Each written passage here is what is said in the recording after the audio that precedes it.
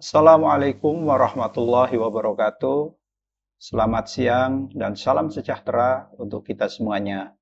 Bapak dan Ibu yang berbahagia, pada siang hari ini kita akan mencoba berbicara untuk belajar bersama-sama tentang apa yang sebenarnya disebut sebagai geopark. Saya sendiri adalah Husni Ansori, saya sebagai peneliti di Pusat Riset Sumber Daya Geologi BRIN dan juga kebetulan sebagai Ketua Kelompok Riset Geoheritage dan Geopark di BRIN.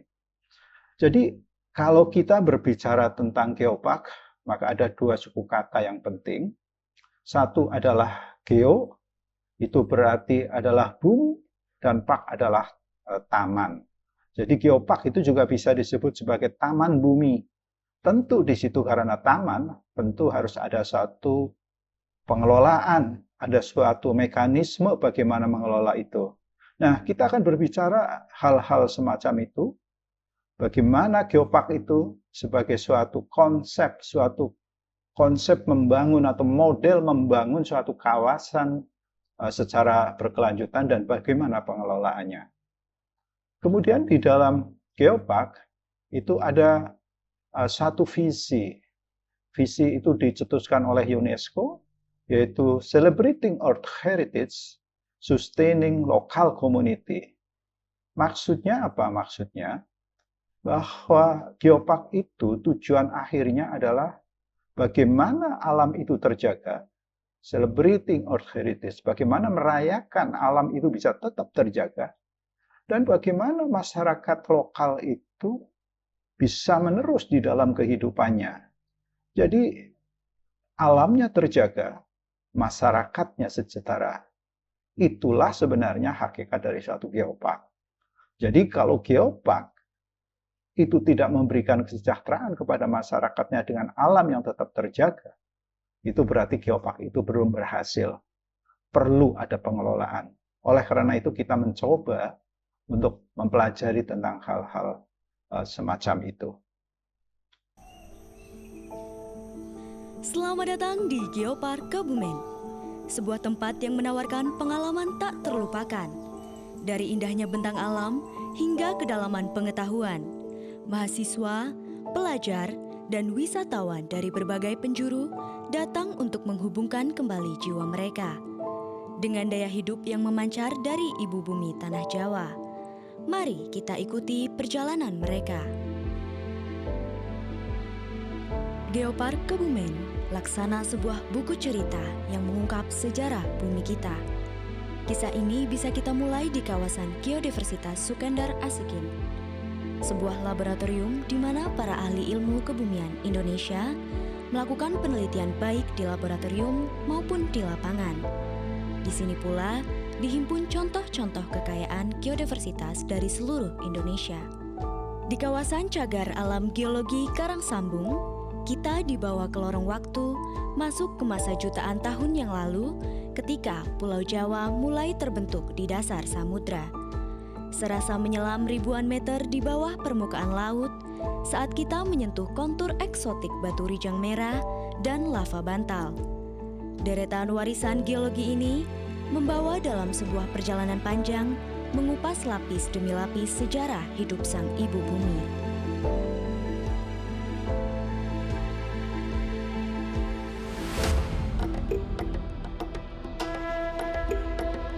Warisan geologi yang berpadu harmoni dengan lingkungan dan masyarakat setempat menjadi ruang perayaan atas keragaman warisan bumi, sekaligus menjadi pengingat bagi kita untuk menjaga kelestarian.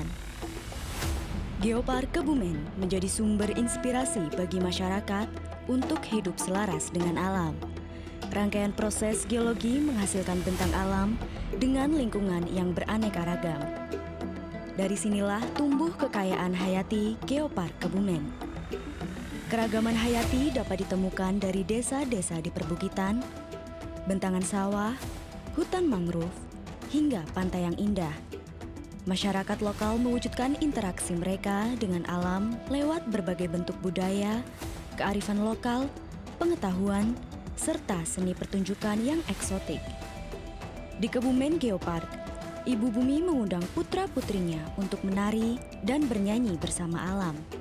Irama gamelan berpadu semilir angin dan gemerisik dedaunan merayakan kelimpahan warisan geologi memajukan kesejahteraan. Bentang alam Karst di Geopark Kebumen menyimpan harta karun pengetahuan dan petualangan yang tak pernah habis. Ratusan gua dan sungai bawah tanah menanti para pemberani untuk menyusurinya. Para pemandu lokal tidak hanya menjaga keselamatan pengunjung, namun juga memastikan bahwa setiap tempat selalu terjaga kelestariannya. Bukit-bukit Karst juga menjadi sumber kehidupan bagi alam, satwa, dan masyarakat sekitar. Tata kelola lingkungan yang baik menjamin keberadaan kawasan Karst sebagai penopang kesejahteraan berkelanjutan. Keberadaan Geopark Kebumen juga memberikan dampak positif yang luas bagi masyarakat. Peningkatan ekonomi lokal melalui pariwisata, pelestarian budaya dan tradisi, serta pendidikan lingkungan untuk generasi mendatang. Geopark Kebumen menunjukkan bahwa belajar dan wisata dapat berjalan beriringan, memberikan manfaat yang tak hanya dirasakan oleh pengunjung, tetapi juga oleh masyarakat setempat. Memuliakan bumi, menyejahterakan masyarakat.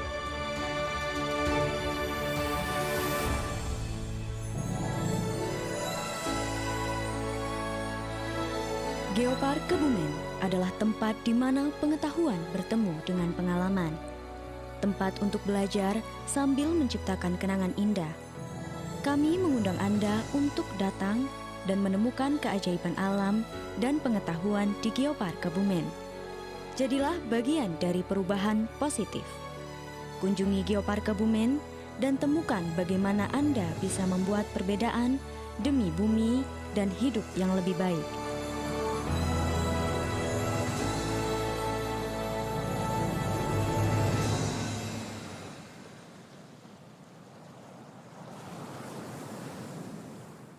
Sebelum kita berbicara tentang geopark itu tadi, karena kita berbicara geopark adalah berbicara tentang alam, maka kita harus memahami sebenarnya alam itu sebenarnya seperti apa, manusia kita sebagai makhluk di muka bumi itu juga seperti apa korelasinya, apa hubung kaitnya ya, antara manusia dan alam itu.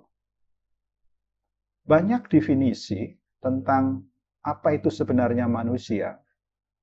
Tetapi saya kok tertarik dengan satu pendapat dari Pak Profesor Noto Nagoro sebagai satu guru besar di bidang filsafat Pancasila yang mengatakan bahwa manusia itu adalah makhluk monopluralistik. Maknanya apa? Bahwa manusia di situ tunggal tetapi jamak. Dia tersusun oleh jiwa tetapi juga ada raga. Dia bersifat perseorangan, tetapi juga bersifat sebagai makhluk sosial. Kadang-kadang manusia itu egonya begitu tinggi, ya. Bahkan kadang-kadang dia melupakan hal-hal yang lain. Tetapi tahulah bahwa manusia pasti tidak bisa melepaskan kehidupannya dengan manusia lain, dengan teman-teman, dengan kerabat, dan lain sebagainya sebagai makhluk sosial. Kadang-kadang orang juga berpikir bahwa saya bisa melakukan apa saja, saya bisa melakukan apapun yang bisa saya mau. Tetapi pada satu titik, manusia itu pasti ada batasannya. Dan disitulah akan merasa bahwa di situ ada kuasa yang lain. Tuhan, itu kira-kira. Ya. Sehingga dikatakan bahwa manusia pada yang saat sama itu, selain sebagai makhluk sosial, kadang-kadang juga tidak sebagai berisat perorangan, tapi juga dia adalah sebagai makhluk Tuhan. Einstein sebagai orang yang sangat ilmiah, pada akhir-akhir hidupnya itu juga menyebut ada keberadaan kekuatan di luar kekuatan manusia. Nah, itulah manusia sebagai makhluk monopluralistik. Kemudian kita coba lihat apa sebenarnya tugas atau fungsi manusia di muka bumi ini. Ada beberapa ajaran agama yang saya coba kutip, misalnya Islam.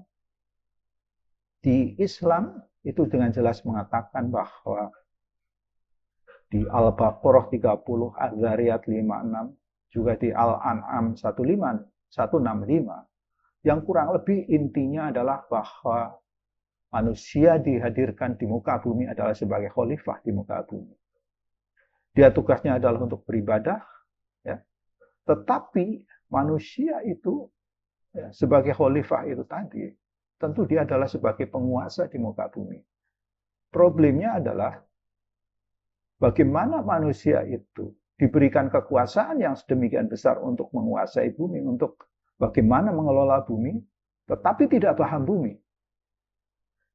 Ya. Jadi di dalam Al-Quran itu sendiri sudah memberikan satu gambaran bahwa kita sebaiknya juga paham tentang bumi kita. Bagaimana kita mengelola tentang bumi kita. Itu Islam. Kemudian di dalam Alkitab, ya, di Yohanes 15:15, itu mengatakan bahwa fungsi keberadaan manusia adalah sebagai rekan sekerjanya.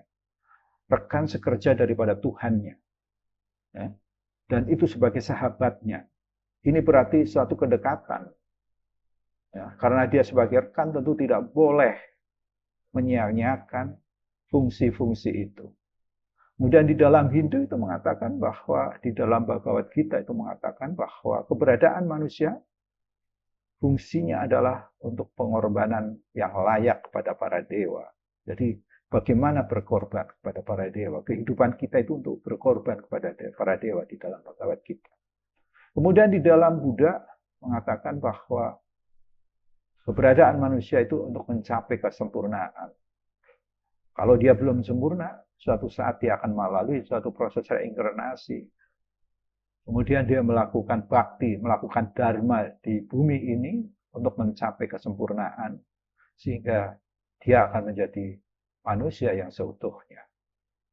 Nah, kalau kita tarik benang merah di antara ini, itu nampaknya ada satu garis bahwa manusia ada di muka bumi ini, ya, ada fungsi, ada tugas di situ, dan tugas itu adalah menjalankan perintahnya untuk mengelola bumi ini sebagai sesuatu yang bagus, sehingga semua makhluk di muka bumi ini ya, tentu bisa merasakan keberadaan manusia di dalam pengelolaan. Nah, kalau kita sebagai orang Jawa, saya kira kita sudah sangat familiar dengan filosofi Jawa, yaitu Memayu Hayuning Bawono. Ini filosofi Jawa yang banyak terdapat di keraton, baik di Kasunanan, Surakarta, maupun di Ngayogyakarta, Diningrat, yang memberikan makna bahwa keberadaan manusia adalah memayu. Dia itu harus bisa melindungi, ya, kayak emplek-emplek begitu. Kemudian Hayuning Bawono, keselamatan dari bumi kita, dunia ini. Jadi kita harus bisa melindungi keselamatan dunia, keselamatan bumi untuk generasi-generasi yang akan datang tentu di situ. Nah, ini kalau kita lihat dari filosofi Jawa. Nah, kemudian Geopark itu memandang apa? Bagaimana hubungan antara manusia dan alam? Geopark itu memberikan suatu pemahaman, suatu visi tentang Geopark itu, yaitu bagaimana manusia dan alam itu. Ya. Jadi, bagaimana buminya lestari dan bagaimana penghuninya itu sejahtera. Manusia yang berada di situ sejahtera. Celebrating Earth Heritage, Sustaining Local Community.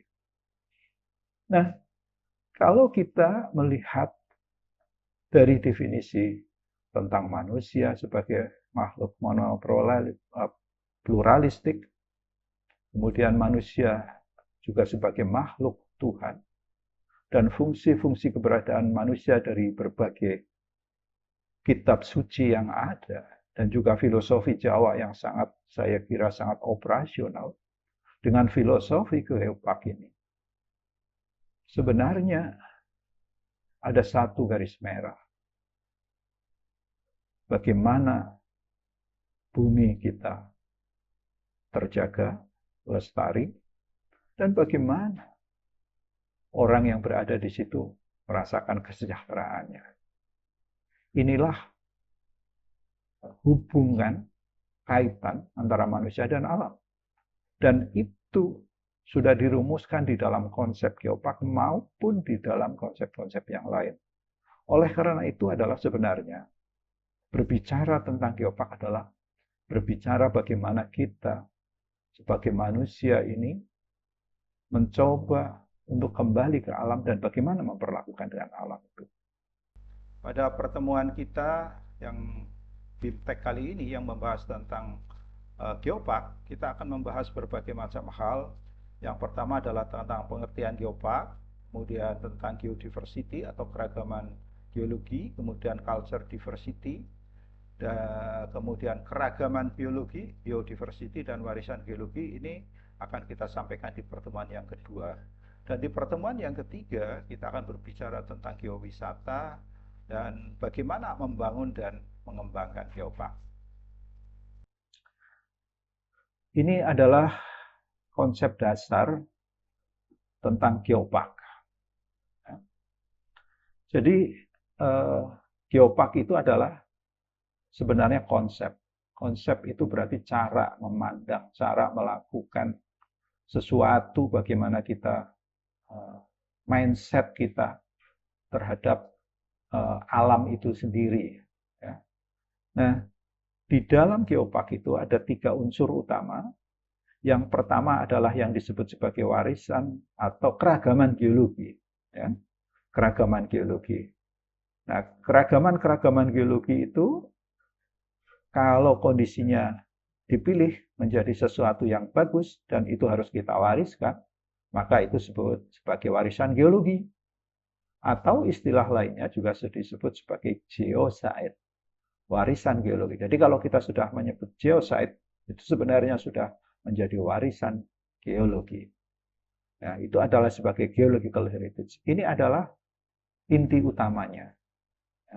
Jadi geopark harus ada yang namanya warisan geologi. Dari keragaman geologi menjadi warisan geologi. Tetapi akan lebih bagus kalau geopark itu tentu ada kehidupan di atasnya. Ya. Di situ mungkin batunya, mineralnya, alamnya begitu mengalami suatu proses-proses pelapukan dan lain sebagainya, sehingga di situ ada tanah. Tanah itu nanti berkembang menjadi keragaman-keragaman biologi. Kemudian keragaman-keragaman biologi ada yang khas, ada yang endemik. Jadilah sebagai warisan biologi. Tetapi di situ, di muka bumi itu, juga ada manusia. Ya, ada aktivitas-aktivitas, ada cipta, rasa, karsa. Dan itu akan menghasilkan budaya-budaya. Baik budaya-budaya yang bersifat tangible, artefak begitu, atau budaya-budaya yang sifatnya intangible. Nah, ini menjadi yang namanya warisan budaya. Ya. Jadi geopark itu ada 3 elemen utama. 1 adalah warisan geologi, 2 warisan biologi, dan 3 adalah warisan budaya. Nah, terus untuk apa ketiga komponen ini itu untuk apa? Ketiga komponen ini ya, itu harus mempunyai keterkaitan, harus dikelola ya, sebagai suatu sistem. Makanya ini saya gambarkan sebagai satu lingkaran. Bagaimana memahami bumi ini sebagai satu sistem? Ya, di situ ada keragaman, ada warisan geologi, ada warisan budaya, dan warisan biologi menjadi satu kesatuan dan dikelola. Ya, untuk apa? Kawasan itu dikelola untuk pembangunan secara berkelanjutan. Ya. Oleh karena itu, kalau kita berbicara tentang warisan biologi dan warisan budaya, maka itu bukan sesuatu yang berdiri sendiri. Tetapi kita juga harus tahu, mengenali, harus mencari hubung kaitnya, menemukan keterkaitan antara warisan-warisan non-geologi ini dengan kondisi alamnya sebagai suatu cerita alam. Ya. Pasti di situ budaya itu kan ada pengaruh-pengaruhnya dari alam. Nah, bagaimana hubung kait di situ? Demikian juga warisan-warisan biologi, keragaman-keragaman biologi yang ada. Bagaimana hubung kaitnya dengan alam itu tadi? Jadi ini bukan berdiri sendiri. Jadi kalau kita berbicara geopark, warisan biologi, warisan budaya bukan berdiri sendiri. Bukan geopark, bukan warisan budaya sebagai budaya atau biologi sebagai biologi, tetapi bagaimana keterkaitannya dengan alam itu. Nah, di sini tentu perlu yang namanya riset. Nah, untuk memahamkan ini kepada masyarakat, tentu di situ perlu ada edukasi. Nah, inilah prinsip dasar dari geopark itu. Ya, jadi sekali lagi ada 3 komponen utama. Keragaman-keragaman biologi dan budaya yang kemudian dipilih menjadi warisan-warisan biologi dan budaya. Tetapi warisan biologi dan warisan budaya itu bukan sesuatu yang terpisah, tetapi kita harus tahu, kita harus kenali keterkaitannya dengan apa? Dengan alamnya. Ya. Ini unsur dasar di dalam geopark. Kemudian UNESCO itu mengatakan bahwa tadi ya ada 3 komponen utama: geodiversity, keragaman geologi, biodiversity, keragaman biologi, dan culture diversity, yang kemudian dicari yang khas, yang unik, yang harus diwariskan, jadilah warisan-warisan itu tadi. Nah, UNESCO juga mengatakan bahwa geopark itu adalah ya pembangunan ekonomi. Tetapi garis besarnya di dalam membangun di dalam konsep geopark dengan yang lainnya itu adalah berkelanjutan. Kata kuncinya adalah berkelanjutan. Jadi berkelanjutan. Kita harus mengingat anak cucu kita dan lain sebagainya ke depan itu seperti apa. Ini harus menjadi perhatian. Kemudian juga di dalam geopark itu membangunnya itu adalah melalui kegiatan-kegiatan geowisata. Ya. Di mana itu? Geowisata itu pada geologi, biologi, dan budaya, dan itu melibatkan masyarakat lokal. Jadi geopark itu menghargai sekali masyarakat lokal. Geopark itu indigenous people itu sangat dihargai. Masyarakat-masyarakat adat itu sangat dihargai. Karena masyarakat adat pasti itu adalah yang banyak,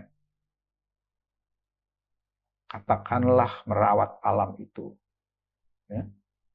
Jadi, nah, ini UNESCO ya, karena konsep geopark adalah konsep global dan dicetuskan, diakomodir oleh UNESCO.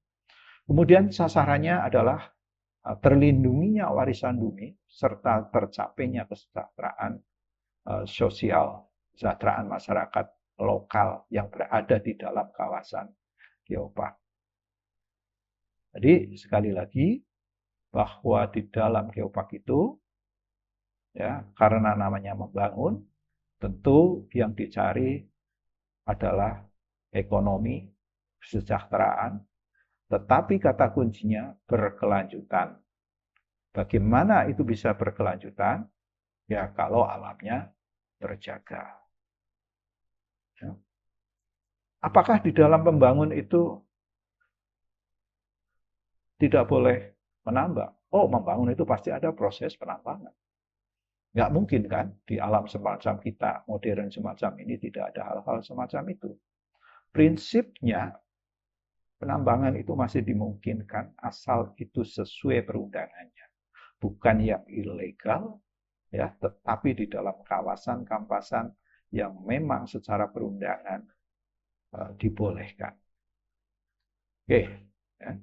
Jadi ini saya kira konsep yang sangat mendasar dari apa yang disebut geopark. Nah, kemudian batasan Geopark Global UNESCO, ya, bahwa Geopark Global UNESCO adalah wilayah geografi tunggal. Jadi itu adalah wilayah geografi tunggal. Jadi batasnya itu tunggal. Ya. Kemudian menyatu, di situ ada situs-situs geologi, ya. Kemudian ada bentang alam, ada landscape. Ya. Karena global pasti harus bertaraf internasional. Apa yang bertaraf internasional? Ya, geoheritage-nya itu tadi. Dan itu dikelola secara holistik, secara menyeluruh, ya, dengan tujuannya ini ada 3 hal. Perlindungan, ya, di mana yang dilindungi adalah situs-situs itu tadi. Warisan-warisan itu tadi. Nah, kemudian ada proses pendidikan, dan ada pembangunan kawasan secara berkelanjutan. Sehingga ekonomi masyarakat di situ akan bergerak dan diikut sertakan masyarakat di situ. Jadi ini ada kawasan yang tunggal, kemudian di situ ada situsnya, kemudian dia dikelola, ada pengelolanya berarti, ya. Untuk apa? Untuk perlindungan, untuk pendidikan dan pembangunan. Nah, sampai September 2023 itu ada 195 UNESCO Global Geopark, ya, yang tersebar di 48 negara. Ada 4 juga bahkan lintas negara. Jadi geopark itu sebenarnya tidak dibatasi oleh batas administratif, ya, tetapi lebih kepada fisiografi sebenarnya. Ya. Dan Indonesia sekarang ada 10 UNESCO Global Geopark. Ini kita coba lihat bagaimana geopark itu, konsep geopark itu tadi. Tadi kami katakan bahwa geopark adalah kawasan pembangunan berkelanjutan. Jadi ini di dalam tata ruang suatu daerah, misalnya ini adalah kawasan-kawasan yang ditetapkan sebagai kawasan pembangunan berkelanjutan. Nah, apakah di situ nggak boleh ada apa-apa? Oh, nggak seperti di geopark. Ya. Mungkin di situ ada hutan lindung, ya. Namanya hutan lindung pasti harus dilindungi kan. Kemudian ada taman-taman nasional, atau mungkin juga ada situs-situs warisan dunia di situ, atau mungkin situs-situs warisan nasional di dalam konteks kawasan kawasan yang akan dilakukan pembangunan secara berkelanjutan itu tadi. Ya. Kemudian di situ ada penetapan situs-situs geologi, cagar alam geologi, kawasan lindung geologi. Ya. Di situ barangkali ada delineasinya atau barangkali masih titik. Ya. Nah, kemudian di situ juga ada kota, ada kampung, ada masyarakat di situ. Mungkin masyarakat modern maupun masyarakat adat di situ yang berdampingan dengan kawasan-kawasan hutan lindung, taman nasional, atau mungkin situs itu tadi. Jadi ada masyarakatnya di situ. Nah, kemudian itu semua dimasukkan di dalam kawasan geopark itu tadi. Sebagai apa? Dia adalah sebagai instrumen pembangunan kawasan secara berkelanjutan. Jadi di situ ada kawasan budidaya, di situ ada kawasan-kawasan lindung, ya.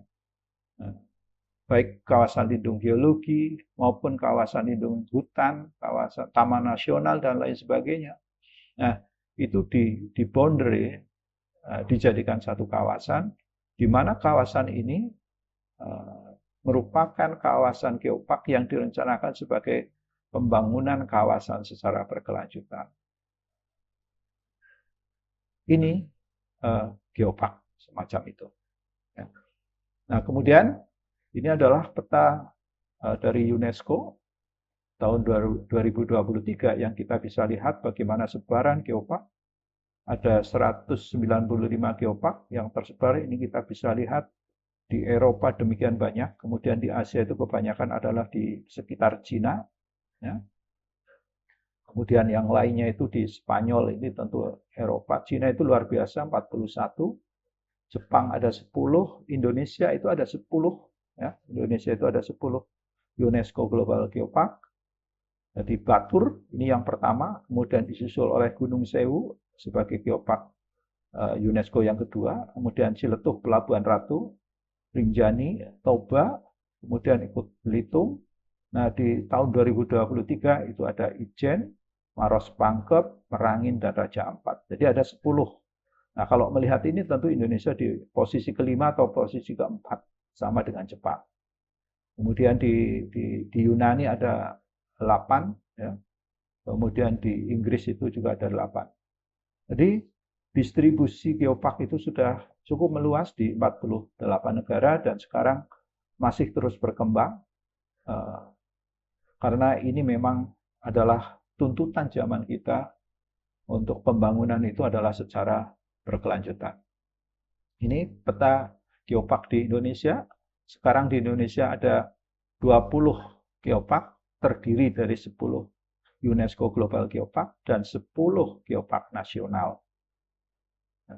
10 UNESCO, ya, tadi sudah saya sebutkan, ada Batur, ya, ini dari sini ya, ini tentu adalah Toba, ini Merangin Jambi, ini adalah Belitung, kemudian ini Ciletuh, ini Gunung Sewu, kemudian ini ini Ijen, kemudian ini Batur, Rinjani, ini Maros Pangkep, yang di sini adalah geopark Raja Ampat. Ya. Nah, kemudian ada 10 yang nasional, antara lain adalah Kebumen ini, ya. Kemudian Meratus, ini Meratus, Siloke di utara sini, ya. Siloke ini ada 3 berjejer, Siloke, Sawah Lunto, Maninjau. Kemudian ada Pongkor, ya. Kemudian ada Natuna, ini di ujung di sebelah sini Natuna. Kemudian Tambora itu di sini. Ya. Bojonegoro di Jawa Timur sini. Kemudian ada juga satu lagi di ujung kulon di sebelah sini. Ya.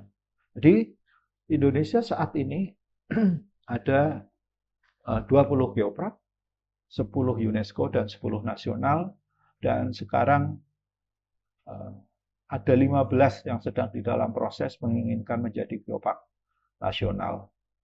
Kebumen per hari ini adalah sebagai aspiring UNESCO Global Geopark bersama Meratus. Aspiring artinya itu adalah dia sebagai calon, kandidat, begitu kira-kira. Tadi kalau kita berbicara geopark, Bapak dan Ibu sekalian, kita berbicara tentang yang namanya keragaman geologi. Apa sebenarnya keragaman geologi? Jadi keragaman geologi itu adalah gambaran komponen-komponen geologi yang berada pada suatu daerah. Jadi di situ komponen geologi tentu kan di situ ada batu, ada mineral, ada fosil, ada bentang alam, ada proses struktur, ada proses geologi sendiri. Di mana letaknya, bagaimana penyebarannya, keadaannya seperti apa, itu adalah keragaman geologi. Kemudian keragaman geologi juga merupakan fitur geologi yang mewakili proses evolusi geologi yang bersangkutan. Jadi setiap keragaman geologi ini mewakili satu proses evolusi, bagaimana kejadiannya suatu tempat itu. Segenggam batu, segenggam singkapan di dalam geologi itu mempunyai cerita, mempunyai narasi, merekam tentang kejadian-kejadian alam yang mana di situ akan berbicara tentang evolusi geologinya. Bumi di situ terjadinya seperti apa. Itu terekam semua di dalam batuan-batuan yang ada. Jadi itu keragaman geologi itu bisa berbagai macam.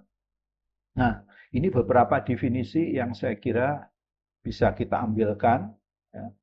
Pertama, secara internasional ini mengatakan bahwa keragaman geologi itu keunikan tampilan geologi. Jadi di situ bisa berupa batuan, mineral atau fosil, bentang alam ya atau geomorfologi, proses-proses geologi dan pembentukan tanah. Jadi bagaimana proses geologi, ada lipatan, ada patahan, ya. ada gempa begitu. Kemudian bagaimana pembentukan tanahnya. Nah, keragaman geologi itu juga merupakan tulang punggung di dalam geoheritage, geokonservasi, dan masyarakat modern. Maksudnya apa ini tulang punggung? Tulang punggung itu kan backbone. Ya, kalau tidak ada tulang punggung berarti tidak tegak. Nah, keragaman geologi itu merupakan inti dari geoheritage dan bahkan masyarakat modern itu sendiri. Nanti kita bisa tunjukkan bagaimana peran penting keragaman geologi. Ya. Keragaman hayati itu kan juga dikontrol juga oleh keragaman geologi.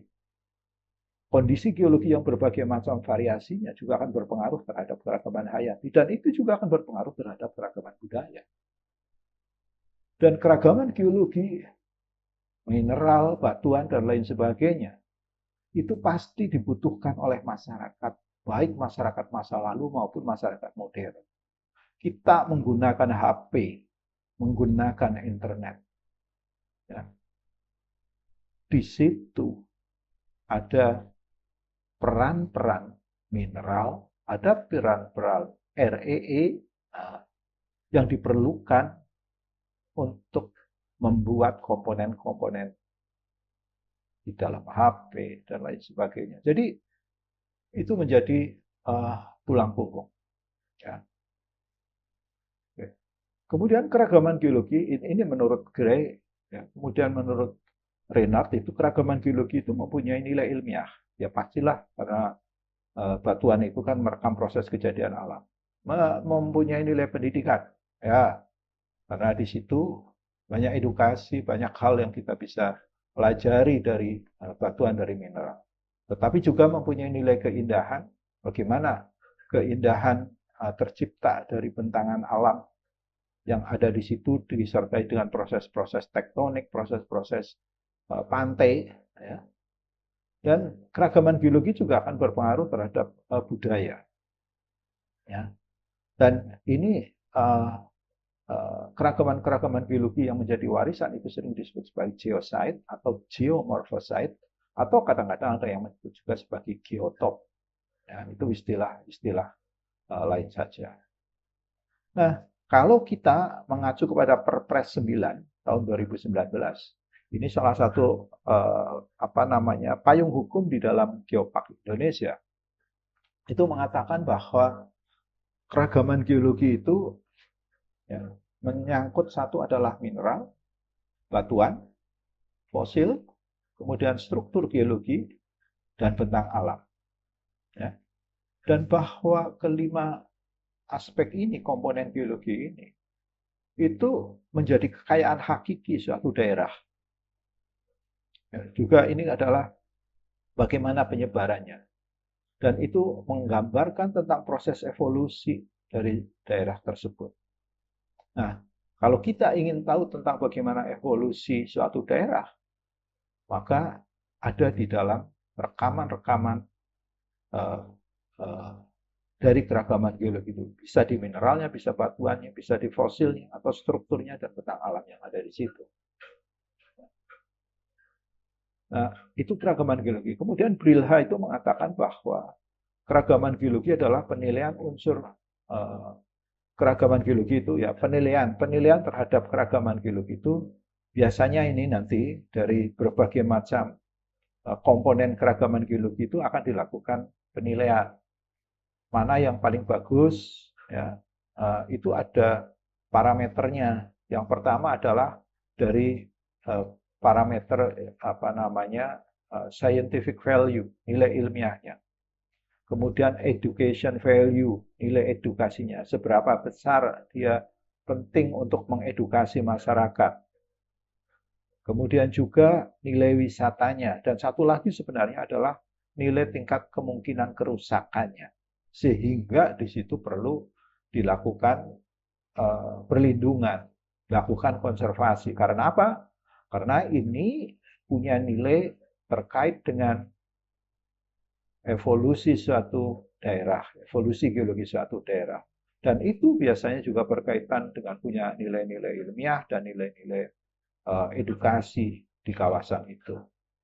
Oleh karena itu, keragaman geologi ini menjadi penting untuk kita pahamkan. Nah, yang pertama ini, keragaman geologi itu tadi kita sebutkan berdasarkan kepres itu tadi. Ya.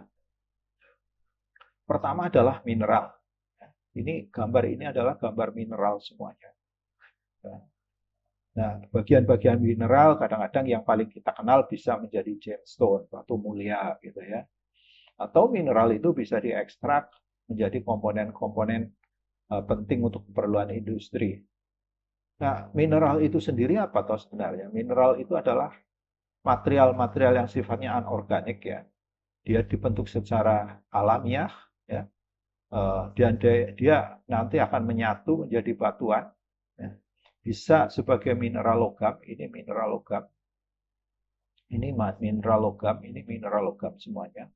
Atau bukan logam, ini bukan mineral logam di bagian bawah ini. Dan dia punya sifat fisik tertentu, mempunyai karakteristik fisik dan kimiawi tertentu. Itu mineral. Jadi dia terbentuk secara alamiah, ya, bisa membentuk sebagai batuan, ya, dia mempunyai karakteristik sifat fisik dan kimiawi tertentu, ya, itu adalah mineral. Mineral kalau menyatu menjadi batuan. Mineral itu ada mineral logam, ada mineral non-logam. Nah, tentu di suatu daerah kadang-kadang ada mineral-mineral khas. Misalnya disebut batu bacan, itu pasti dari Pulau Bacan, gitu kan? Nah, kemudian Kebumen misalnya dikenal dengan batu mulia yang disebut sebagai badar besi merah. Kemudian ada chrysoprase, ada kristal kuarsa yang agak. Nah, itu adalah hal-hal yang khas yang juga mestinya juga harus kita konservasi karena kelangkaannya. Satu, mineral. Kemudian yang kedua, batuan. Nah, mineral itu kalau menyatu menjadi satu kesatuan secara alamiah, maka itu disebut sebagai batuan. Nah, batuan itu sendiri ya, adalah sebagai material padat. Dia terbentuk secara alamiah dan proses pembentukan melalui satu proses pembekuan. Ya, kalau proses pembekuan maka menghasilkan batuan beku. Proses pengendapan ya, itu menghasilkan batuan sedimen. Maupun proses perubahan itu menghasilkan batuan metamorf. Ya. Itu tersusun oleh mineral tunggal, jadi bisa satu jenis atau gabungannya. Dan dia juga mempunyai sifat fisik dan kimiawi tertentu. Kemudian batuan itu tadi ya, itu ada beku, ada sedimen dan metamorf. Nah, jadi kalau mineral-mineral itu menyatu, jadilah yang disebut sebagai batuan. Kita bisa lihat misalnya, ini ada lapisan-lapisan semacam ini. Ini adalah batuan sedimen. Tetapi ini adalah lava, ya. Tentu ini adalah kelompok-kelompok batuan beku.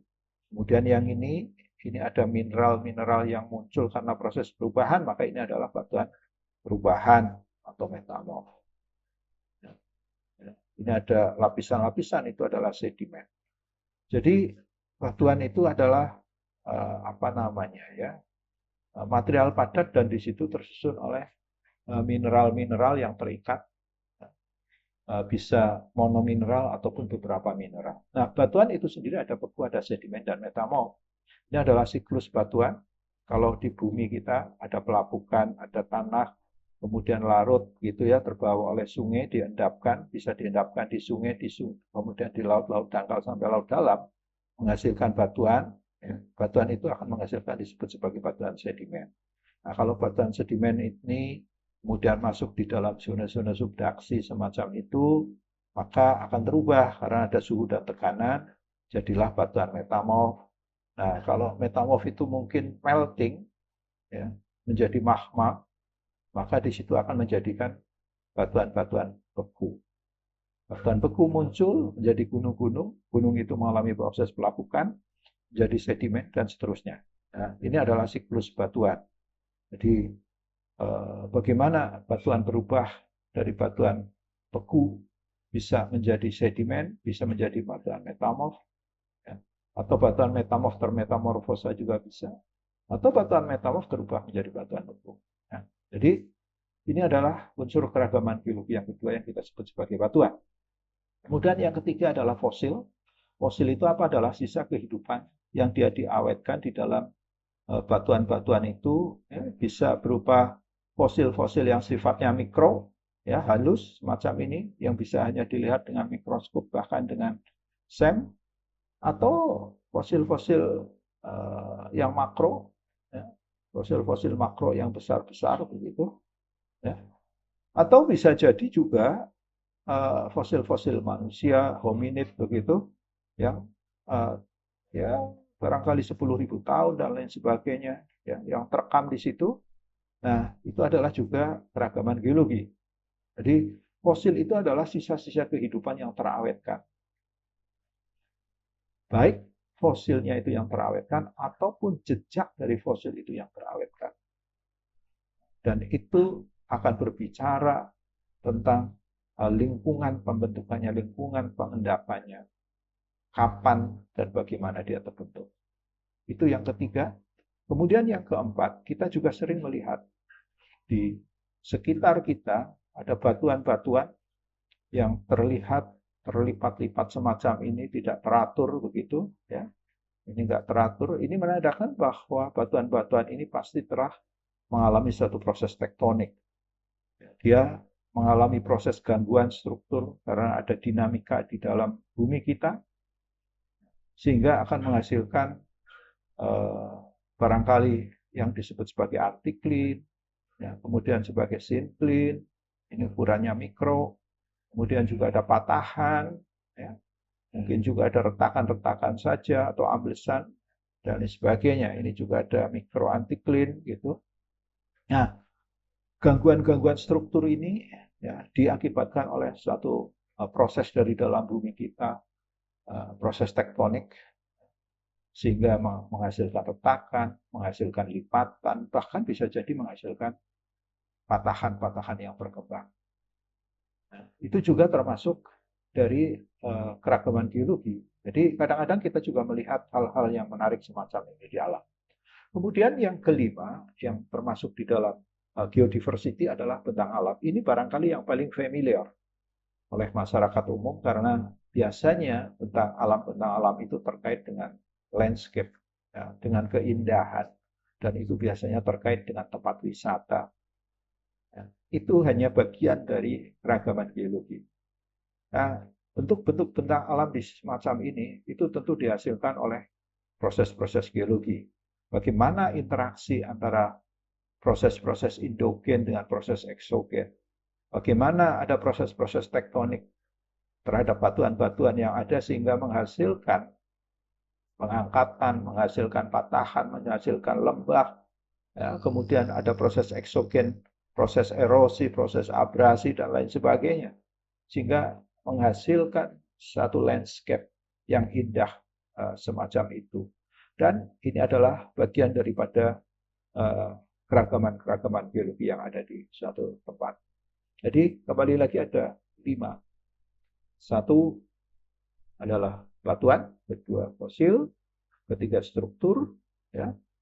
Kemudian yang keempat apa namanya?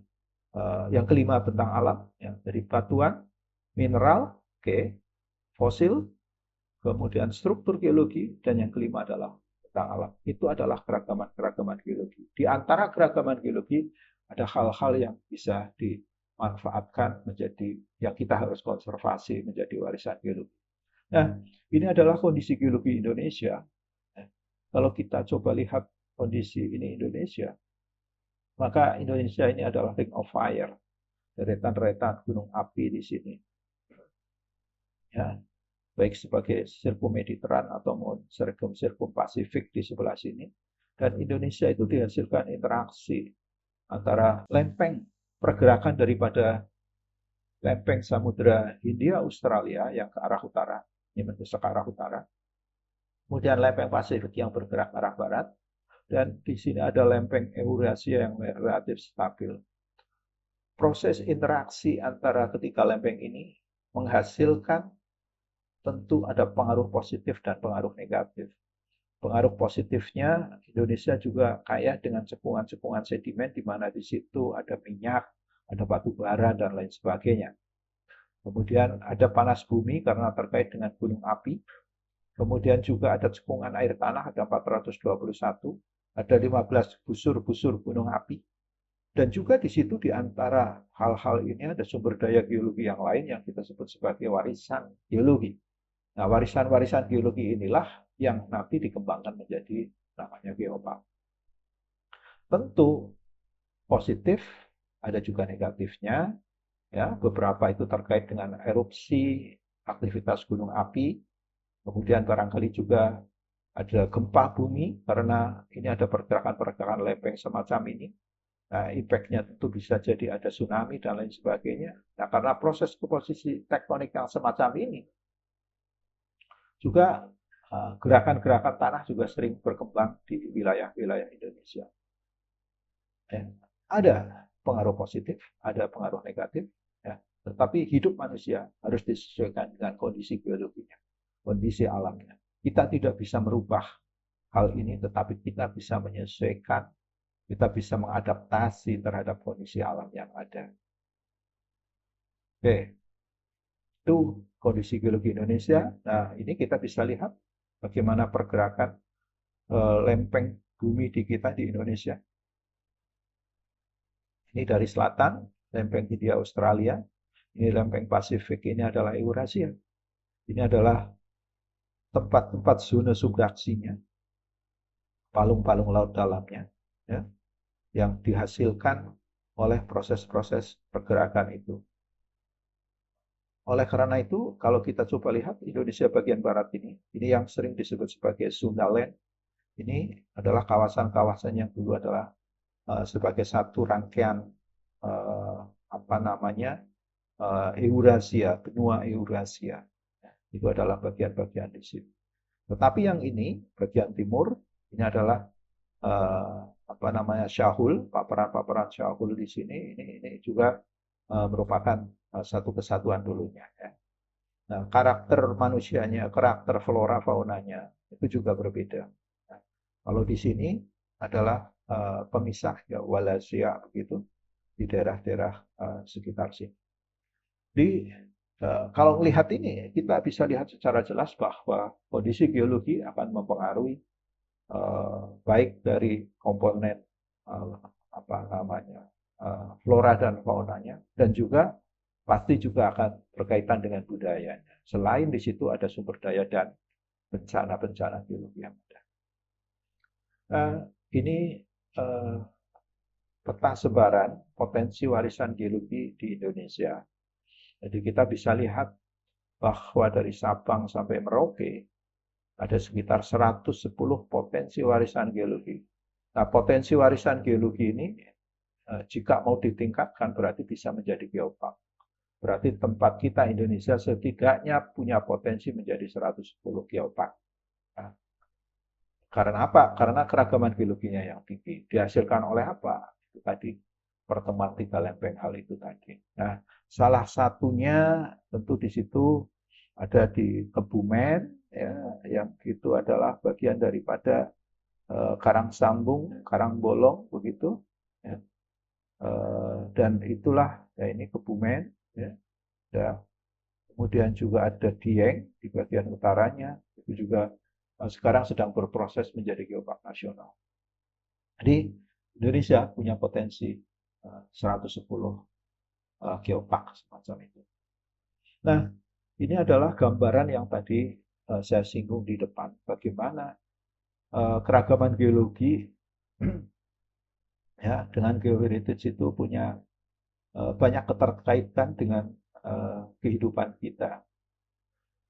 Jadi kalau kita berbicara tentang keragaman geologi, maka kita berbicara secara keseluruhan, ya. Baik yang teridentifikasi maupun yang tidak teridentifikasi, ya, karena di bawah tanah barangkali di mana suatu saat barangkali bisa muncul. Tetapi yang jelas bahwa keragaman-keragaman geologi baik yang muncul sebagai singkapan maupun yang belum muncul, ya, masih di bawah tanah begitu, itu akan berkaitan dengan banyak hal. Jadi geodiversity itu kan berkaitan dengan bagaimana keilmuan, bagaimana budaya, juga mensupport tentang pembentukan tanah, ya, juga terkait dengan regulasi, ya, keragaman geologi kok terkait regulasi, ya, tentang tata ruang dan lain sebagainya, tentang regulasi terkait dengan batas-batas wilayah administratif, wilayah kabupaten, provinsi itu kan juga sering didasarkan oleh bentang alam yang ada, fisiografinya. Jadi eh, kalau melihat ini juga keragaman geologi itu juga akan mensupport tentang apa namanya tentang kehidupan kita, mensupport akan apa dinamika apa pembentukan dari limestone, kemudian gua dan lain sebagainya, kemudian pembentukan tanah. Ya. Juga keragaman geologi juga terkait dengan food and drink, ya, karena di situ ada kualitas air dan lain sebagainya. Juga dengan sumber-sumber nutrisi, kemudian juga dengan minyak, gas, dan lain sebagainya. Juga dengan industri-industri mineral, pastilah ini. Kemudian juga dengan ornamental product, semacam gemstone, precious stone, ya, fosil, dan lain sebagainya. Jadi, kalau melihat ini, kehidupan kita tidak bisa tidak terkait dengan yang namanya geodiversity. Oleh karena itu, tadi di depan kita sebut bahwa geodiversity adalah sebagai backbone-nya kehidupan manusia baik sekarang maupun masa lalu, dan kehidupan manusia modern juga tidak bisa lepas dari keragaman geologi itu tadi.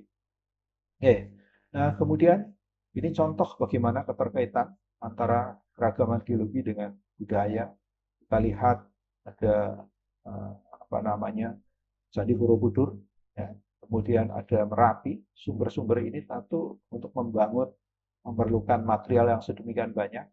Andesit di situ adalah bersumber dari aktivitas Merapi, dan di situ juga ada sumbu linearnya, ada keterkaitannya dengan hal itu, ya. Itu semacam itu. Kemudian geologi juga, keragaman geologi juga terkait dengan sains, bagaimana proses geologi terjadinya di sini. Keragaman geologi juga terkait dengan regulasi, misalnya tentang katakanlah sempadan pantai, sempadan sungai, itu kan juga terkait dengan bentang alamnya. Kemudian keragaman geologi juga terkait dengan sumber daya mineralnya, ya, keterlambatan minyak, gas, dan lain sebagainya. Keragaman geologi juga terkait dengan bagaimana pelapukan tanah di situ. Batuan-batuan yang berbeda tentu akan menghasilkan tanah yang berbeda, dan itu terkait juga dengan kesuburan tanahnya. Jadi setiap langkah kehidupan kita saya kira tidak bisa lepas dari yang namanya geodiversity.